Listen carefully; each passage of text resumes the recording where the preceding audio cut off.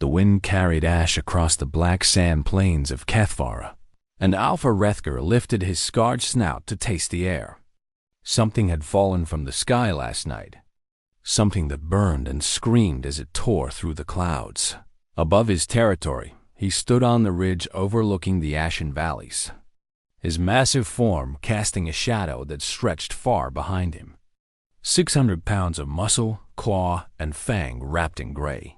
Fur that had turned white in patches were old. Wounds had healed, his yellow eyes narrowed as he watched distant smoke rise in a twisted column against the red morning sky. "Father," a voice called from behind him, and he turned to see his eldest cub Veth climbing the ridge with eager steps. The young male was barely past his first hunt, his fur still dark and unmarked by battle, his eyes bright with hunger for glory. "I see it," Rethker growled, his voice deep like thunder rolling through mountain caves. He had ruled this clan for 15 cycles, and in that time he had killed more prey than any alpha before him. He had earned every scar, every gray hair, every moment of respect his people gave him. Veth reached his side and stared at the smoke with fascination burning in his gaze. "What is it, father? What fell from the stars?" Before Rethker could answer, 2 more figures appeared on the ridge. Kira moved with quiet grace, her steps so soft they barely disturbed the black sand beneath her paws. She was his only daughter, smaller than her brothers, but sharper in mind. She watched everything and said little, and that made her dangerous in ways her brothers would never understand. Behind her came Yorn, the youngest, stumbling slightly as he climbed. He was still small, still frightened of blood, still too gentle for the world he had been born into. Rethker worried about that one. The universe did not reward gentleness. "A ship," Kira said, her voice calm as still water. "A vessel from beyond our world. I have seen images of them in the old records. They carry creatures from distant stars." Rethker nodded slowly. He had heard the stories passed down through generations. Long ago, before his grandfather's grandfather had been born, visitors had come to Kethvara. They had not stayed long. The Vornak had made sure of that. "Humans," he said, and the word came out like a curse. "The elders speak of them. Soft creatures with no claws, no fangs, no armor on their skin. They walk on 2 legs and cover themselves in false pelts because they cannot survive without them." Veth let out a sound that was half laugh and half growl. "Easy prey, then. Why do we wait, father? Let us hunt." Rethker turned to look at his son, and something in his ancient eyes made Veth fall silent immediately. The Alpha did not rush. The Alpha did not act on impulse. That was how Alphas died young. We know nothing of their numbers. Rethker said slowly, making sure each word landed heavy in his children's minds. "We know nothing of their weapons. The old stories say humans are weak. Yes, but the old stories also say they are clever. Clever prey is more dangerous than strong prey." Kira tilted her head, her ears perked forward with interest. "You think they might be a threat?" "I think we should not assume anything," Rethker replied. He looked back at the smoke, watching it twist and dance in the volcanic winds. "We will gather the warpack. We will approach carefully. And when we understand what we face, then we will decide whether to hunt or to watch." He paused and then added something that surprised even himself. "You 3 will come with me." Veth's eyes went wide with excitement, and even Kira showed a flicker of surprise. Yorn simply looked terrified, his small body trembling slightly beneath his dark fur. "Father," Yorn whispered, "I am not ready. I have not even completed my first blood hunt. I will slow you down." Rethker walked to his youngest son and lowered his massive head until they were eye to eye. The cub shrank back, but the Alpha's gaze held no anger. Only something that might have been understanding. "You will never be ready if you do not begin," he said, his voice softer now, meant only for Yorn's ears. "Stay close to me. Watch what I do. Learn what it means to be Vornuk. That is all I ask. Jorn swallowed hard but nodded, and Rethger felt a small spark of pride. The cub was afraid, yes, but he did not run. Perhaps there was hope for him yet. Within the hour, the war pack had assembled. 12 of the strongest hunters in the clan, each one a killer proven in countless battles. They gathered on the plain below the ridge, their eyes fixed on their alpha. Waiting for his command, Rither looked at them and felt the familiar surge of power that came with leadership. These warriors would follow him into fire. They would kill and die at his word. That was the way of the Vornak, and it had been so since the first of their kind had crawled from the volcanic caves of their ancestors. "We march for the fallen vessel," he announced, his voice carrying across the silent pack. "We hunt humans today. Soft creatures, weak creatures, but we will not be careless. We will not be arrogant. We will approach as we approach any prey, with patience, with focus, with respect for the unknown." The warriors growled their acknowledgement. A sound like distant thunder rolling across the plains. Rethagar turned and began to walk toward the smoke, his cubs falling into step beside him, his war pack spreading out behind. The black sand crunched beneath their paws as they moved, a steady rhythm that spoke of death approaching as they traveled. Rethger found his thoughts wandering to the old stories. The elders had spoken of humans with something close to confusion in their voices. The creatures were weak, yes, laughably so compared to the Vornak. A single warrior could tear through a dozen of them without effort, and yet the elders had also spoken of something else, something that did not fit with the image of helpless prey. They had called humans the persistent ones, creatures who did not know when to stop, who kept coming even when all logic said they should flee. Rithger had dismissed those stories as exaggeration, as the kind of myth that grew in the telling over generations. But now, as he led his pack toward the smoking wreckage of an alien vessel, he found those words echoing in his mind like a warning he could not quite understand.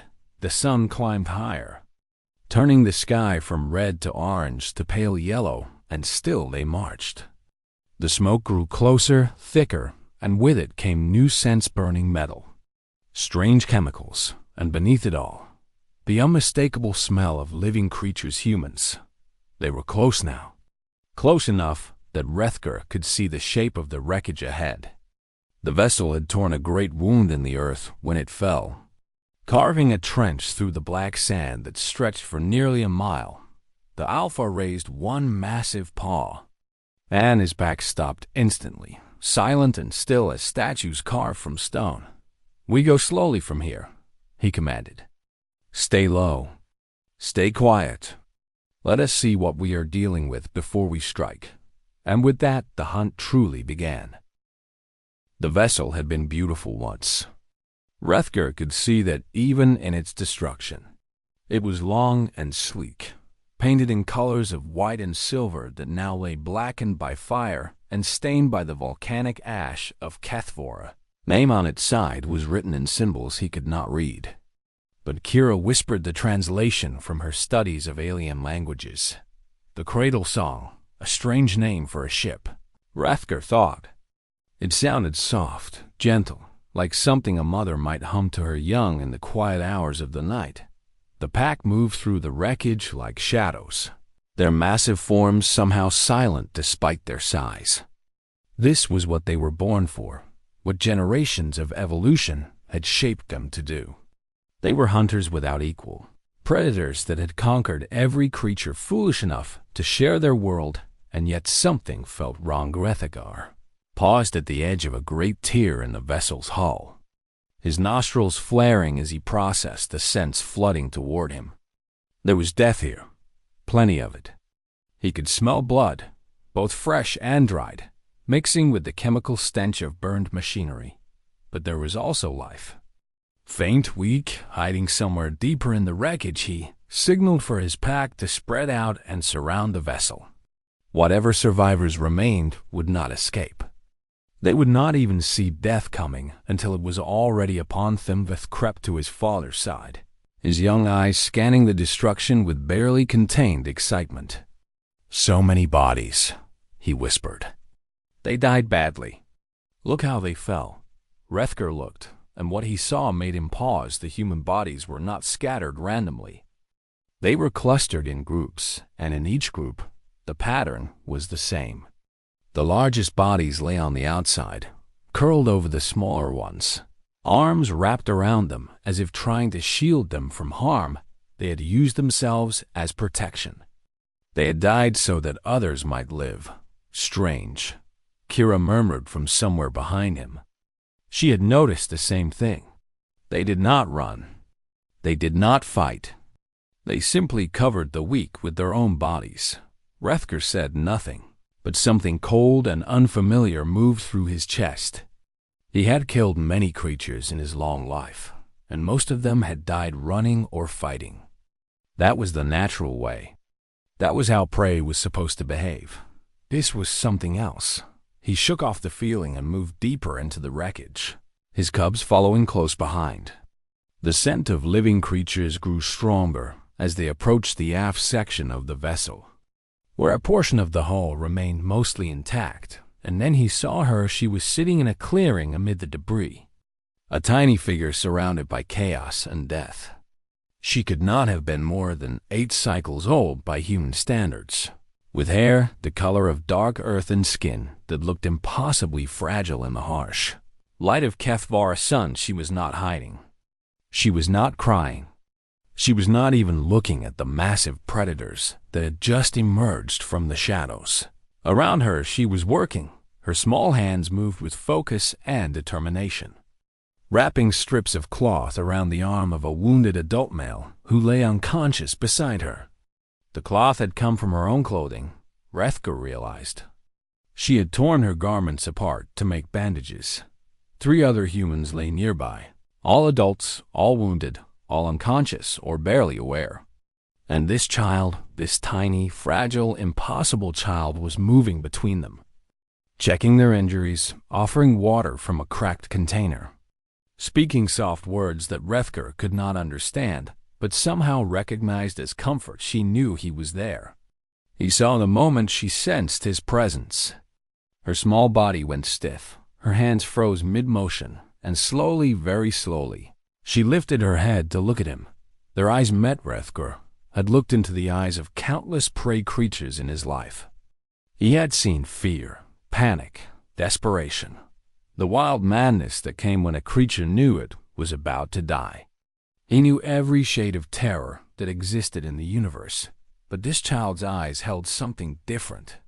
There was fear there. Yes, he could smell it pouring off her in waves. Her heart was racing so fast he could hear it from where he stood. Her breath came in short, shallow gasps that she was trying to control, and yet she did not run. She did not scream. She looked at him, this monster, 3 times. Her size with fangs as long as her fingers and claws that could tear through metal, and then she turned back to the wounded man and continued wrapping his bandage. Rethagar stood frozen, his mind struggling to process what he was seeing. "Father," Veth hissed from beside him. "What is she doing? Why does she not flee?" The Alpha had no answer. He took a step forward, then another, his claws clicking against the metal floor of the ruined vessel. The sound was loud in the silence, impossible to ignore.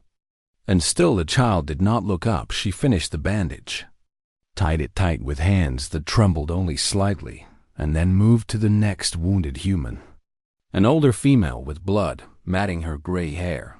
"She is broken," Jorn whispered, his voice filled with confusion. "Her mind must be damaged from the crash. She does not understand the danger." But Kira shook her head slowly, her sharp eyes fixed on the child with something like wonder. "No, look at her hands, brother. Look at how precisely she moves. Her mind is not broken. She knows exactly what she is doing. She simply chooses to do it anyway." Rethker moved closer still, until he stood only a few lengths away from the child. His shadow fell over her, blocking the light. And finally she looked up again. Her eyes were wet now, tears tracking down her dirty cheeks. But her jaw was set in a line of determination that seemed impossible for one so young. She spoke, her voice small but steady, and though Rethger did not understand her words, he understood her meaning perfectly. The way she positioned herself slightly between him and the wounded, the way her chin lifted in defiance, even as her body shook with terror, she was claiming them. She was saying they were hers to protect a child. A tiny, soft, clawless human child, standing between wounded adults and a predator who could end her existence with a single swipe of his paw. Rethger had never encountered anything like this. He had never even imagined anything like this behind him. His warpack shifted restlessly, waiting for the order to strike. This was taking too long. Prey was prey, and it was time to end this strange encounter and begin the harvest. But the Alpha did not give the order. Instead, he watched the child return to her work, her small hands gentle as they cleaned a wound on the old female's forehead. Her voice soft as she hummed something, a song perhaps. Or maybe just sounds meant to soothe, and for the first time in his long and bloody life, Rethger the Alpha, killer of thousands, lord of the Ashen Valleys, found himself uncertain of what to do next. Night fell over Kethvara like a black curtain, and the volcanic winds rose to howl through the wreckage of the cradle song. The temperature dropped rapidly, as it always did when the sun vanished, and the child had pulled a torn blanket over the wounded humans, tucking it around them with careful hands before sitting beside them like a guardian, made of flesh and bone. Rethger had not moved from his position. His pack waited behind him, their patience wearing thin, their hunger growing with each passing moment. They did not understand why their Alpha hesitated. Prey was prey, and the hunt had rules that demanded completion. "We should strike now," growled Tax, the largest of his warriors, a brute with more scars than fur remaining on his massive body. "The darkness favors us. They cannot see as we can. It will be quick." Rethger did not respond. His eyes remained fixed on the child, watching her shiver in the cold, watching her check on each wounded human in turn. Despite her own obvious exhaustion, she had not eaten. He had watched her find a small container of food in the wreckage and divide it among the wounded, giving herself nothing. She had not slept. Every time her eyes began to close, she forced them open again, alert for danger that she could not possibly fight. What was she, this creature that defied every law of nature he had ever known? "Father," Beth said, moving to stand beside him. "Thax is right. Why do we wait? The hunt grows cold." Rethger turned to look at his eldest son, and the words that came from his mouth surprised even himself. "Tell me what you see, Veth. Describe this prey to me." Veth frowned, confused by the question, but he answered anyway. "I see a human child. Small, weak, alone. She has no weapons, no claws, no protection. She is the easiest kill we have ever been offered. And what is she doing?" "She is tending to her wounded," Veth said, his voice taking on a hint of impatience. "She is wasting her energy on those who are already dying. It is foolish. She should be running, hiding, trying to save herself." Rethger nodded slowly. "And why do you think she does not?" The question hung in the air, and Veth had no answer. He simply stared at his father with confusion clouding his young features. It was Kira who spoke, her quiet voice cutting through the darkness. "Because she values their lives more than her own. She would rather die beside them than live without them." Rethger turned to look at his daughter, and for a moment he saw something ancient in her eyes, something that understood truths he was only beginning to grasp. But there was no more time for contemplation. The pack was growing restless, and an Alpha who hesitated too long would soon find his authority challenged. He had to act one way or another. He moved forward, emerging fully from the shadows, his massive form blocking what little starlight reached the wreckage. The child saw him immediately, her head snapping up, her body going rigid with fresh terror this time. She did not look away and return to her work this time. She stood. She rose to her feet slowly, her small body trembling so hard that Rethker could see it even in the darkness. Tears streamed down her face, and her breath came in ragged gasps that sounded almost like sobs. But she stood. She placed herself directly between the Alpha and the wounded humans. Her arms spread wide as if those thin limbs could somehow form a barrier against claws that could slice through stone. And then she spoke. Her voice shook, cracking on every other word, but the meaning was clear even without understanding her language. She was not begging for her own life. She was not pleading for mercy. She was telling him that he would have to go through her first. Rethagar stopped. His claws extended, his muscles tensed to strike. He could end this in a heartbeat. One swipe, one bite, and this strange, impossible creature would be nothing but meat cooling in the volcanic night. But his paw would not move in Vornak culture. There was a concept so sacred that even speaking of it was considered an honor. They called it Tethol, the final stance. It was the moment when a warrior faced certain death and chose not to run, not to surrender, but to stand and fight for something greater than survival. It was the highest death a Vornak could achieve, reserved for only the greatest warriors, those who had proven their courage beyond all doubt. Rethagar had seen Cathal only twice in his life.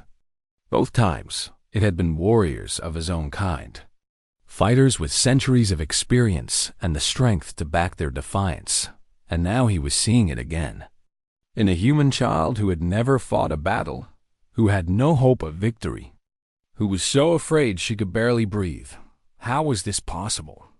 "She is Cathal," he whispered, and the words seemed to echo through the wreckage like a prayer behind him. His pack stirred with shock. They had heard him. They knew what he had said. "Impossible," Thax growled. "She is prey. Prey cannot achieve Cathal. She is simply too stupid to understand her situation." But Rethker shook his head slowly, his eyes never leaving the child. "Look at her, Thax. Look at the way she stands. She knows she will die. She knows she cannot win. And still she places herself between us and her wounded." He paused, feeling the weight of generations of tradition pressing down on him. "That is not stupidity. That is courage. That is the truest courage I have ever seen." The child was crying openly now, her small body racked with sobs. But her feet remained planted, her arms remained spread, and her eyes, those wet, terrified, impossibly brave eyes, remained fixed on the monster before her. She spoke again, and this time Kira translated, her voice barely above a whisper. "She says they are hurt. She says they need help. She says if you are going to kill her, then do it. But she will not move." Something cracked inside Rethker's chest. It was not his heart. Vornak hearts were too strong to break. But something else, something that had been fixed in place his entire life, suddenly shifted. He had built his existence on a simple truth. Strength ruled everything. The strong survived, the weak perished, and mercy was nothing but delayed execution. But this child was not strong. She had no strength at all. And yet she was doing something that no amount of strength could accomplish. She was protecting her pack with nothing but will. She was standing against death itself with nothing but love. And in that moment, Rethker understood that everything he thought he knew about strength was incomplete. The child sobbed, her legs beginning to buckle from exhaustion and terror. But still she stood, and the Alpha, for reasons he could not explain, did not strike. The silence stretched across the wreckage like a living thing, heavy and suffocating, broken only by the child's quiet sobs and the distant howl of volcanic winds. Rethker stood frozen, his claw still raised, his muscles locked in a position that had delivered death 1,000 times before. But the killing blow did not fall. The pack watched with growing confusion and unease. Their alpha had never hesitated like this. Their alpha had never shown weakness before prey. Something was wrong, and they could feel it in the cold air like a coming storm. Thax stepped forward, his patience finally exhausted. "If you will not do it, then I will. Prey is prey, and this game has gone on long enough." He moved toward the child with murder in his eyes, his massive body coiling to strike, and Rethker felt something he had never expected. The urge to stop him, but before either of them could act, something impossible happened. Yorn, the smallest cub, the one who trembled at the sight of blood, the one Rethker had worried would never survive in a universe that demanded strength. Yorn Movdi did not run away as everyone expected. He did not hide behind his father or his siblings. Instead, he walked forward, past Thax, past Rethker, until he stood beside the trembling human child, and then he sat down next to her. The pack erupted in shocked growls and hisses, but Yorn did not flinch. He simply sat there, his small body positioned between the child and his own kind, his eyes fixed on his father with something that looked almost like defiance.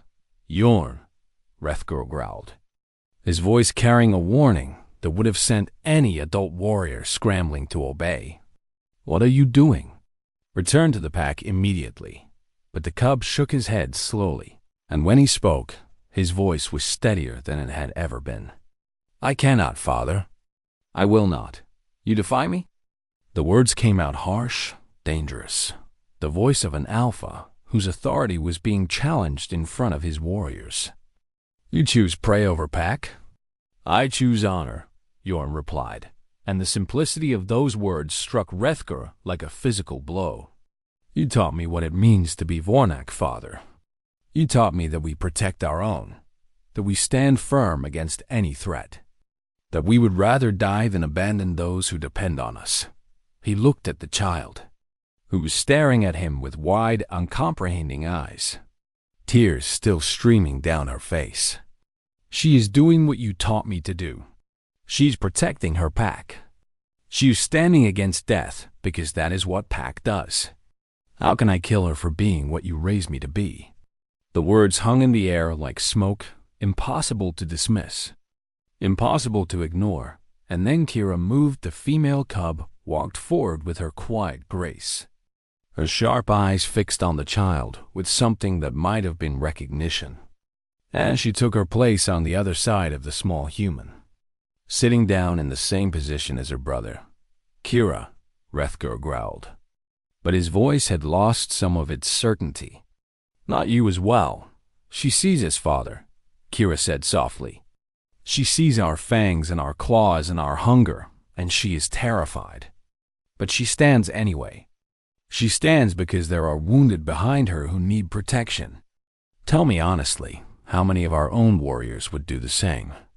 How many would choose certain death over abandoning the helpless?" Rethker had no answer because he knew the truth. Very few. Strength was everything in Vornak society, and protecting the weak was considered a burden, not an honor. The wounded were often abandoned when they could not keep up. The old were left behind when they slowed the pack, and yet this child, this tiny creature without strength or speed or weapons, was offering her life for those who could not protect themselves. It was everything the Vornak claimed to value, and nothing they actually practiced. Then Veth moved the eldest cub, the one who had been most eager for blood, the one who had wanted glory and kills to prove his worth. He walked forward slowly, his head hanging low, his eyes fixed on the ground. He stopped in front of the child and did something that made Rethker's heart stop. He bowed. It was Veth Khan. The ancient gesture of acknowledgement, the movement that said without words, "I recognize in you something greater than myself. I honor your spirit. I yield to your courage." A cub was bowing to pray. "Father," Veth said, his voice rough with emotion, "I wanted to be a great hunter. I wanted to kill and conquer and make you proud. But watching this small creature stand, Against impossible odds for nothing but love, I understand now that I have never seen true greatness until this moment. He lifted his head to look at Rethgar, and there were tears in the young warrior's eyes. She is more Vornak than any prey has ever been. She is more Vornak than most of us will ever be. How can we destroy something so rare?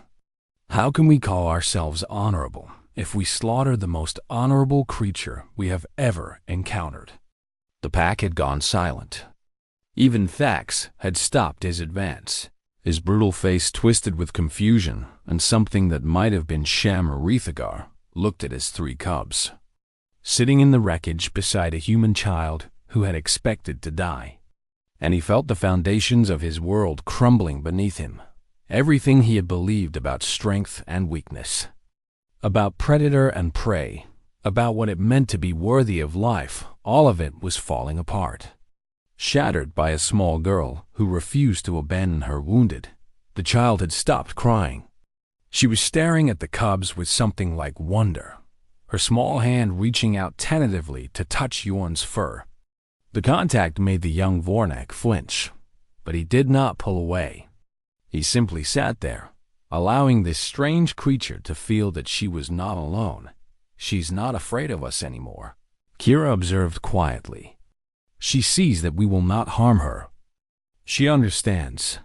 Rethgar felt something break inside him, and he realized it was the last of his resistance. His cubs had seen what he had been trying to deny. They had recognized the truth that he had been avoiding since the moment he first saw this child working amid the corpses of her people. She was not prey, she was something else entirely. Something that had no name in the Vornak language. Something that defied every category they had ever created among his people. There was an ancient concept, older than the hunt itself, spoken of only in whispers and legends. They called it Shalvrith, the Worthy. It was a title given to those who had earned the right to be treated as equals. Regardless of their species or origin, no alien had ever been named Shalvrith in all of recorded history, but as Rethgar looked at this child, at her tear-streaked face and her trembling body and her unbreakable spirit, he knew that history was about to change. He lowered his claw, and for the first time in his life, the Alpha prepared not to kill, but to protect. Dawn came to Kethvora in shades of gold and crimson, painting the volcanic landscape in colors that almost looked gentle. The first light of the sun crept across the wreckage of the Cradle Song and found something that should have been impossible. Humans and Vornak, together, alive at Peacereth, had knelt before the child in the darkness of the night, his massive form lowering until his scarred snout nearly touched the ash-covered ground. The gesture had shocked his pack more than anything else that had happened. For an Alpha did not kneel. An Alpha was the one to whom others submitted, but he had knelt anyway. Shalvrith. He had spoken, his voice carrying across the wreckage like a sacred pronouncement. I name you Shalvrith, little one. You and your pack are under my protection from this moment until my last breath. Any who threaten you will answer to me. The child had not understood his words, but she had understood his meaning. She had watched him lower himself before her, had seen the other Vornak bow their heads in acknowledgement, and somehow she had known that she was safe. She had collapsed moments later, exhaustion finally claiming her now that the terror had passed. Kira had caught her before she hit the ground, cradling the tiny human against her fur with a gentleness that surprised everyone, including herself. That had been hours ago now, in the light of the new day. The survivors of the Cradle Song were waking to a world that made no sense. They had expected death and found salvation. They had prepared for slaughter and received sanctuary. The wounded adult male was the first to regain full consciousness. He opened his eyes, saw a 600-pound predator sitting 3 feet away from him, and nearly died of pure terror on the spot. His scream echoed across the wreckage until the child ran to him and grabbed his hand, speaking rapidly in their shared language, pointing at the Vornak. explaining something that gradually made his panic fade into stunned confusion. "She is telling him we are friends," Kira translated, having spent the night studying the human's strange tongue. "She is telling him that the wolves saved them. She calls us wolves. I think that is some creature from their homeworld." Rethker watched the interaction with something that felt uncomfortably like affection. The child moved between her wounded pack members with renewed energy, checking their bandages, bringing them water, helping them sit up when they were strong enough. She had not stopped caring for them even for a moment. She was extraordinary.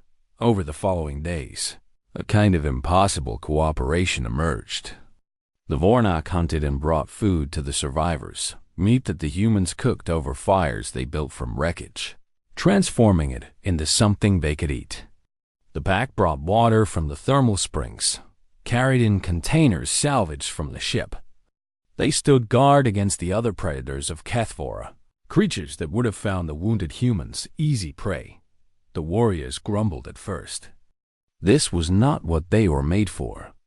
They were hunters, killers, not nursemaids to soft-skinned aliens. But every time they looked at the child, every time they saw her smile at them with gratitude that knew no bounds, their complaints died in their throats. Stax was the last to come around.